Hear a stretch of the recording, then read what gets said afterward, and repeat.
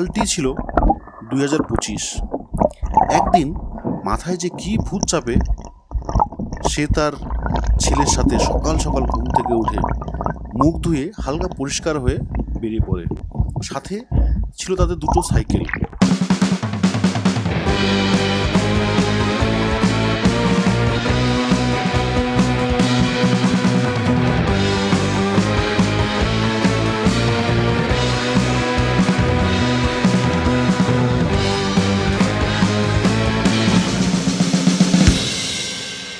ঘুম থেকে উঠতে দেরি হয়ে যায়, যার ফলে এই সূর্য মামার বিশাল আলোর মধ্যে, তাপের মধ্যে সাইকেল নিয়ে বাপ ও ছেলে বেরিয়ে পড়ে।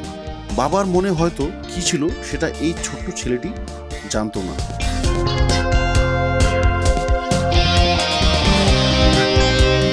পথে সাইকেল নিয়ে চলতে চলতে একজন সাথে দেখা হয়ে যায়, কিন্তু এই নিরীহ বাচ্চাটি জানতো না তার সাথে বা তার বাবার সাথে কি হতে চলেছে।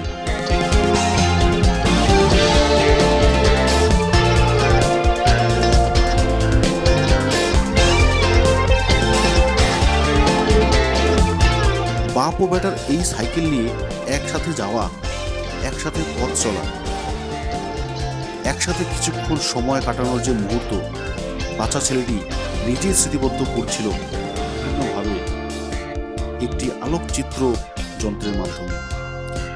সে জানতো না যে এই স্মৃতিগুলোই তার কাছে স্মৃতি হয়ে থাকবে, কারণ কেউ চিরকাল এই পৃথিবীতে চিরস্থায়ী নয়, সবাইকেই একদিন একদিন যেতে হবে। আর এইভাবেই বাপ ও বেটার ছোট্ট একটি মুহূর্ত স্মৃতিবদ্ধ করে রাখে।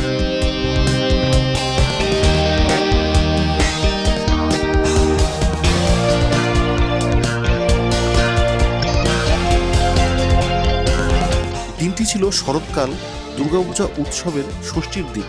সকালে বাড়িতে পেয়ারা গাছের কয়েকটি পেয়ারা বড় হয়ে যায়, তাই ওই পেয়ারাগুলো পশ্চিমবঙ্গের জলপাইগুড়ি জেলার বৈকুণ্ঠপুর ফরেস্টের বিস্তীর্ণ এলাকা জুড়ে ভাড়াবাড়ি নেপালি বস্তির একটি ছোট্ট জঙ্গলে, যেখানে প্রচুর পরিমাণ বান্দর বসবাস করত।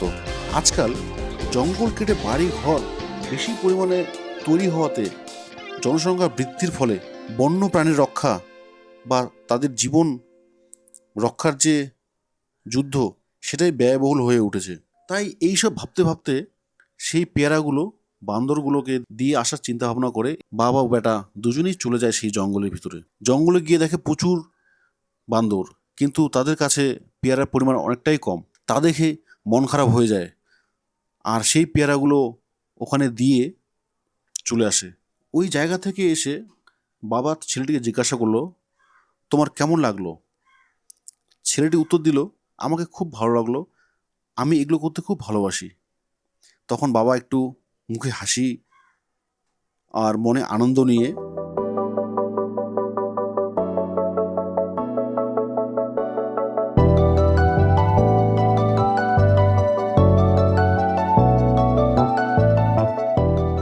বাড়ি ফেরার পথে যেতে যেতে একটি জায়গায় কতগুলো কলা দেখতে পায়। সেই কলাগুলোকে নিয়ে খুব যত্ন সহকারে সেই বান্দরগুলোকে দিয়ে দেওয়ার চিন্তা ভাবনা করে। আর ওখান থেকে সেই বান্দরের যে বাসস্থান, সেখানে গিয়েও দেখে যে আরও অনেক অনেক বান্দরের ওখানে হাজির হয়েছিল, কিন্তু কলার পরিমাণ অনেকটাই কম। তাই সেই কলাগুলো ওখানে দিয়ে অল্প নিরাশ হয়ে আবার বাড়ির পথে ফিরে আসে।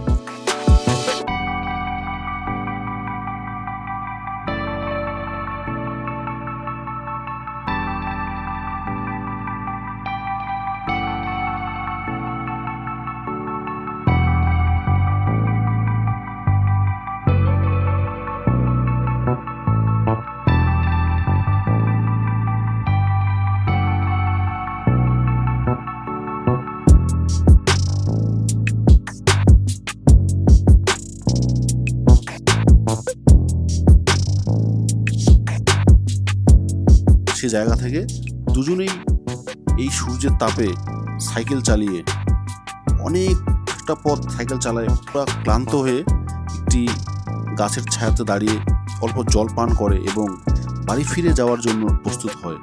আর এইভাবেই সেই বান্দর সেবার গল্পটি শেষ হয়।